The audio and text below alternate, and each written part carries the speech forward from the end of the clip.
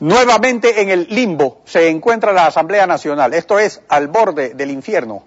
Para este jueves ha sido convocada a fin de continuar con la elección de los miembros del CAL, pero ni gobierno ni oposición tienen una mayoría garantizada. Está con nosotros el asambleísta Francisco Ulloa del MPD, quien fue elegido miembro del CAL como candidato de la oposición. Asambleísta, buenos días, bienvenido a Contacto Directo. Buenos días, señor Pinar Gote, muy amable. La reconsideración de la elección del arquitecto Cordero como presidente de la Asamblea está planteada por el asambleísta Bucarán y debe tratarse en la sesión siguiente a la de la elección. Es decir, que en la sesión solemne de hoy, como no van a asistir los asambleístas de oposición, el presidente Cordero eventualmente podría incluir el tema para que a mano alzada se rechace la consideración.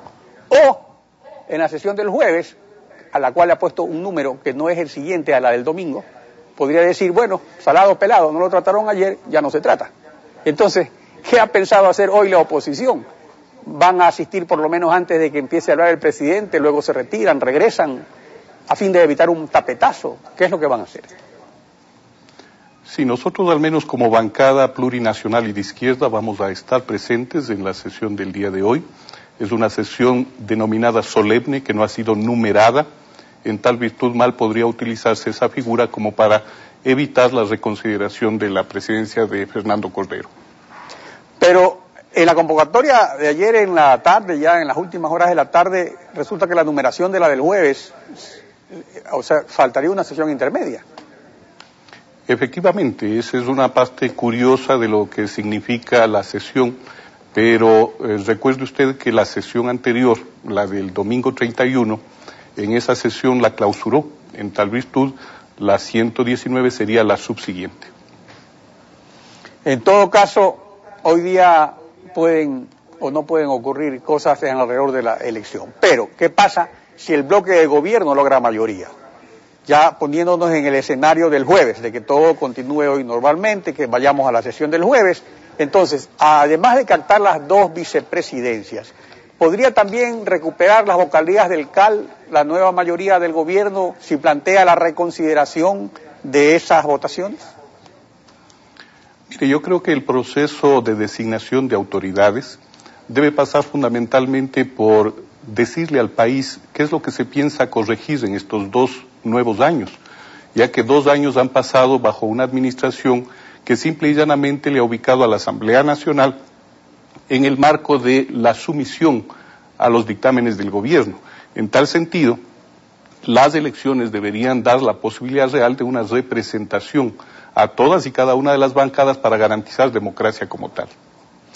Sí, porque eventualmente, de acuerdo a lo que es la esencia de las mayorías móviles, el hecho de que una mayoría que no sea gobernista capte presidencias de comisiones y la mayoría en el CAL, no significa necesariamente que en todos los casos va a haber una mayoría contraria al gobierno. Podría haber casos específicos, concretos, sobre determinados proyectos de ley en que se logren eventualmente acuerdos. Mire, el gobierno nacional ha repetido una muletilla con el objeto de garantizarse esa concentración de poder. ¿Cuál ha sido la muletilla? De decir que si la oposición capta puestos de dirección en la Asamblea Nacional, habría obstrucción a lo que significa la gestión del gobierno nacional. Nada más alejado de la verdad. La oposición lo que busca fundamentalmente es garantizar que la vigencia plena de la democracia exista. De lo contrario, simple y llanamente seguiremos 2 años más sin procesos de fiscalización, guardando las espaldas de los diferentes ministros y sin un proceso de legislación que marque pautas de autonomía como tal.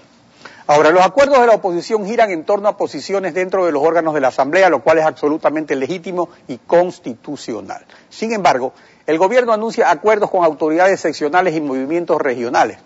Pero de acuerdo a la Constitución es permitido este canje, esta operación de toma y daca. ¿No fue esto precisamente suprimido por los precedentes que existieron durante tantos años en la época de la partidocracia? Efectivamente, es una de las cosas que debía haberse respetado de la Constitución de Montecristi, y el presidente de la República ha sido el primero en romper lo que significa los mandatos de la Constitución de la República.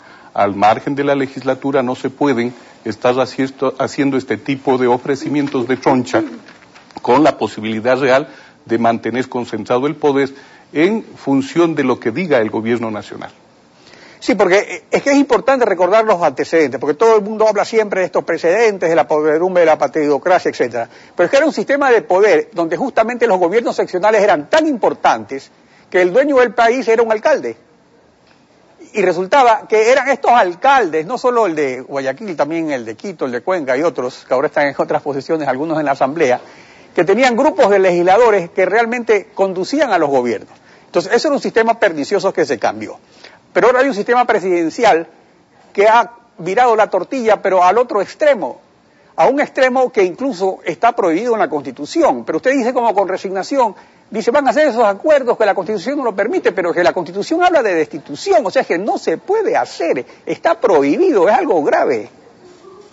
Efectivamente es algo grave. Yo no podría señalar que mis palabras marquen pautas de resignación. Yo creo que la oposición, especialmente la planteada por MPD y Pachacuti al gobierno nacional, es una oposición que garantiza el cambio tal como lo anhela el pueblo ecuatoriano. Es por eso que nosotros lo primero que hicimos es anteponer una agenda legislativa y de fiscalización para proponerle al país precisamente cómo generar procesos serios de legislación y fiscalización y cómo combatir este tipo de actos de corrupción a los que quiere conducir el propio presidente de la República.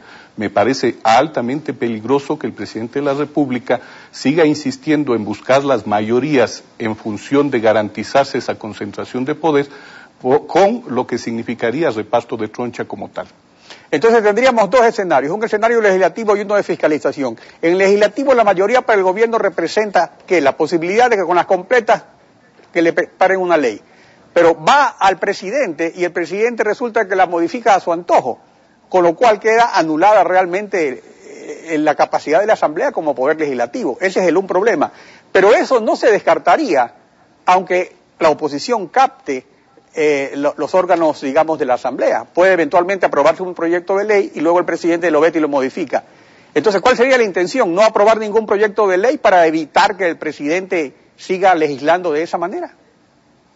Mire, yo creo que es fundamental no seguir retrasando la aprobación de la reforma a la ley de la función legislativa. Esa aprobación de la reforma a la ley orgánica de la función legislativa precisamente debe, entre otras cosas, normar en forma adecuada los procesos de fiscalización y de legislación.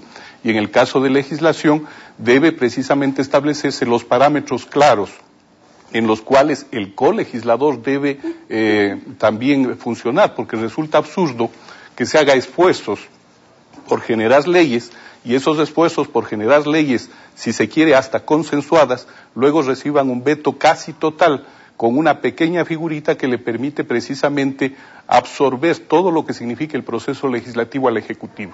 Pero ahí habría un problema, eso no está solo en la ley, está en la Constitución. La Constitución establece que cuando hay el veto, para allanarse se requiere mayoría simple, o sea, ni siquiera mayoría absoluta, sino que estén en la sala.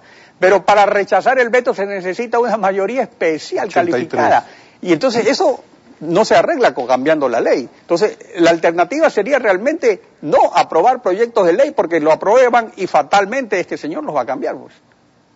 Yo creo que también el Consejo de Administración de la Legislatura, en su artículo 14, marca las pautas de que es el Consejo de Administración de la Legislatura la que determina la prioridad en el tratamiento de leyes. Y en tal virtud yo creo que podemos priorizar en el CAL lo que significarían leyes de beneficio social que garanticen los derechos constitucionales y no únicamente lo que le interesa al gobierno, como es, por ejemplo, la ley de la control a la comunicación, que no es más que una ley mordaza. Entonces, ese es otro escenario. Pero en ese escenario, ahí vendría otra situación. El presidente dice, yo no presenté esta ley, a mí no me interesa esto un comino, esto le interesa a la oposición, en consecuencia lo veto totalmente. Y entonces, mire, o sea, hay un problema real. El problema real de que podría llegarse al término de que no se pueda legislar. Pero si es así, entonces, el presidente sí tendría la facultad de recurrir a la muerte cruzada. Ahora, ¿a él le conviene o no le conviene usarla? Mire, el presidente de la República ha utilizado como una herramienta de chantaje la muerte cruzada, pero chantaje para sus propios asambleístas. Yo debo recordarle al país que la muerte cruzada tiene 3 causales fundamentales y una de las causales dice que primero tiene que pasar por un dictamen de la Corte Constitucional, previo a lo que significa aprobar una muerte cruzada. Pero hay aún más, un elemento que quizá no se ha dicho al Ecuador, que luego de dada la muerte cruzada, son 7 días que tiene el Consejo Nacional Electoral para convocar a elecciones, pero esas elecciones que se convocan única y exclusivamente son para completar lo que resta del periodo tanto de la Asamblea Nacional como de la Presidencia de la República. Y ese escenario no creo que le guste ni le agrade mucho al presidente Correa.